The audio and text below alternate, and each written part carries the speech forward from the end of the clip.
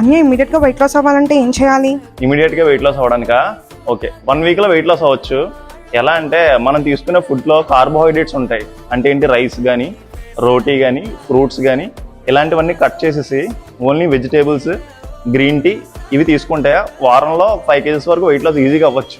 కానీ అలా తీసుకోవడం వల్ల యాక్చువల్ మన బాడీలో ఏంటంటే వాటర్ ఉంటుంది, మజిల్ ఉంటుంది, ఫ్యాట్ ఉంటుంది. నువ్వు వెయిట్ లాస్ అన్నావు కాబట్టి నేను చెప్పిన దాని ప్రకారం వాటర్, మజిల్ పోతాయి.